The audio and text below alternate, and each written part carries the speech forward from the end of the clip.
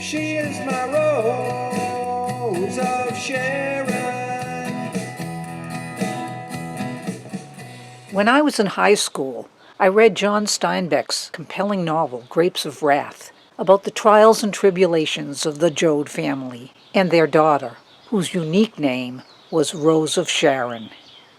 One day, I happened to hear a romantic song by Mumford and Sons on the radio.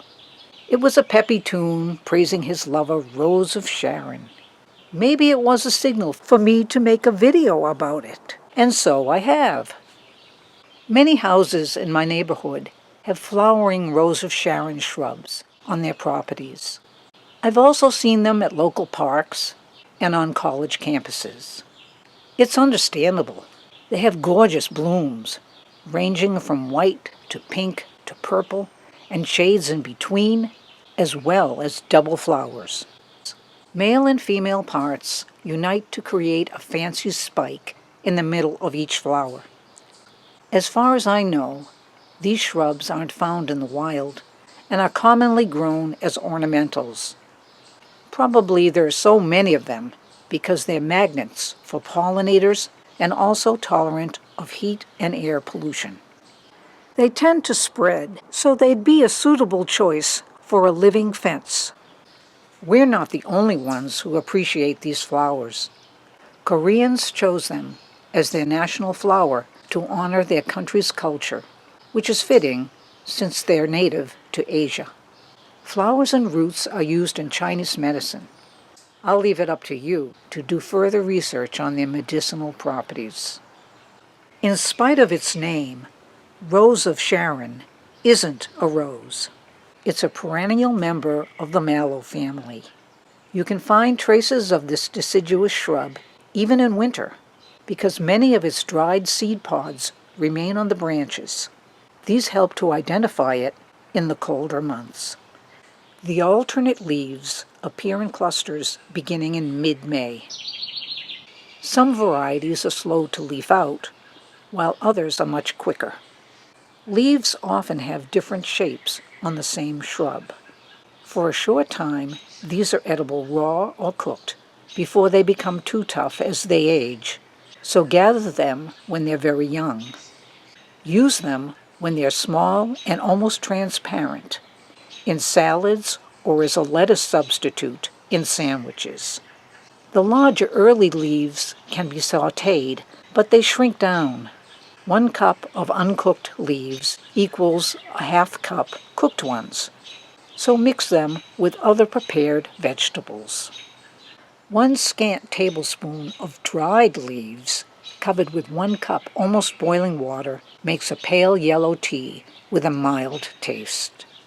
The buds are edible raw or cooked and begin to appear in late June, although others may take longer to emerge. Notice how the narrow green sepals sometimes curl around the buds like the legs of a spider. Collect unopened buds when they're tightly coiled and about a ½ inch long.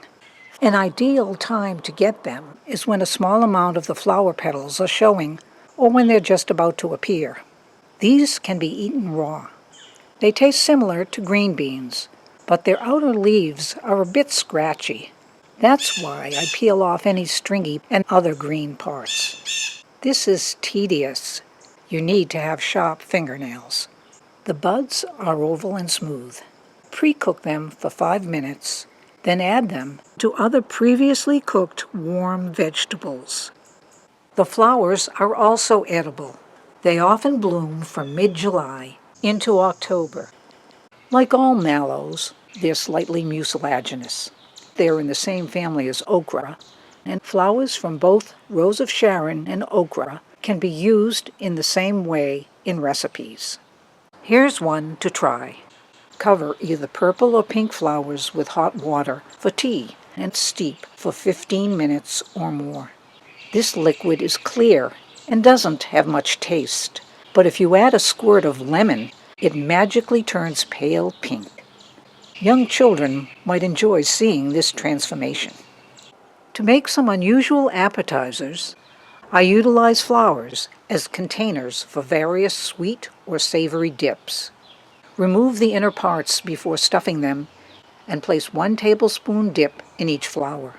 I mixed hummus with chopped veggies. You can use other combinations, like this tuna salad. There may be too much filling in this flower. If I fold petals over it, the mixture might seep out. It's probably less messy to pull the petals apart, place the ingredients on them, and use them as edible plates. Choose young petals, as older ones can be chewy. Although I haven't found any references as to whether the seeds of Rose of Sharon are edible, I decided to try young ones. These seeds nestle in pods, which appear in mid-September and continue to emerge through October, even as new buds and flowers continue to bloom.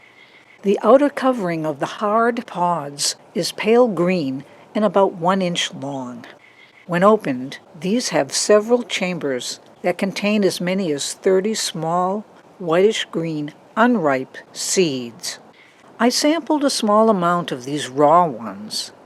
They released a refreshing, watery juice that reminded me of uncooked corn kernels.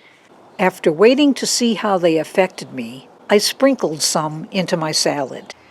Then I wondered how they'd taste when cooked, so I simmered a few for 5 minutes. They turned green with a flavor similar to peas. I added these at the last minute to this soba noodle dish. When the outer pods start to turn tan and begin to crack open, the inside seeds turn brown. By then, it's too late to use them. I tried one, and it tasted soapy. Yuck. I didn't have any problems from eating the young seeds, but if you try them, eat a small amount to see how your body reacts. Who knew such a ubiquitous plant had any culinary possibilities? It's not just another pretty shrub. Rose of Sharon.